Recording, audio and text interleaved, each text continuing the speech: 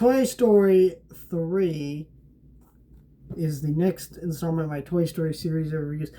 Part of me wants to say finale, right? Because you watch this movie, I think everybody's going to say this, right? But it feels like a finale. And then, no, we have 5 movies now. And this is the one that feels like the ending. Very weird. And also, we have, Lightyear to talk about. So, expect that review. Toy Story 3 is a movie that I have a lot more problems with than a lot of people, but I do really like this movie. It's a good movie. Let me start with my issues. And my issues are actually a lot is not as strong as I remember them being. Because I noticed something this time. Essentially, I don't like how the plot of the movie gets started, right? Because the plot of this movie is that Andy gets older and the toys decide to go to daycare. But the reason they decide to go to daycare is because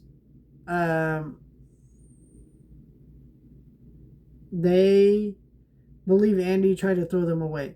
And Woody tries to explain to them, no, that's not what happened. I saw what happened.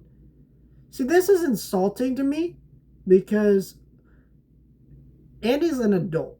That means they would have lived with Woody for about 20 years. Okay? All these toys should know who Woody is. No, he's not a liar. He has no motivation to lie to them about that. And so for them to act like this, I don't know. But I feel like there's another angle I didn't really question when you watch it, which is that I guess maybe you could make the argument that the toys make that decision not just based on that, and also based on the emotions that they're feeling of not wanting to be not played with and stuff. I get that, but there's still the Woody part of it that just feels such lazy writing of like, oh, we need the plot to happen, and so I guess they don't believe Woody, and Woody and him fight, and we also need a reason for Woody to get separated from the other toys, so that way we can get more sections of Bonnie before she's introduced as the toy's new owner. I get that, but it's still very clunkily done. I don't really like it. However, the rest of the movie's great, right? Because I didn't even think about this because I saw this movie in the theater when it came out. I was the right age. This is the only Toy Story movie I saw in the theater besides the fourth one, because this is when I was of age to see these in the theater. Um, it really was a moment of, how do I put it? Great emotion to it.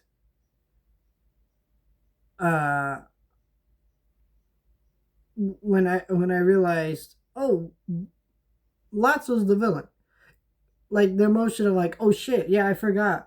I forgot it was a twist because I'm just so used to him being the villain and being discussed as the villain of the movie. In fact, what's so great about this movie is they do such a great job making um, Lotso the villain that you actually are upset that he doesn't die at the end. I feel like I'm not the first one to say that.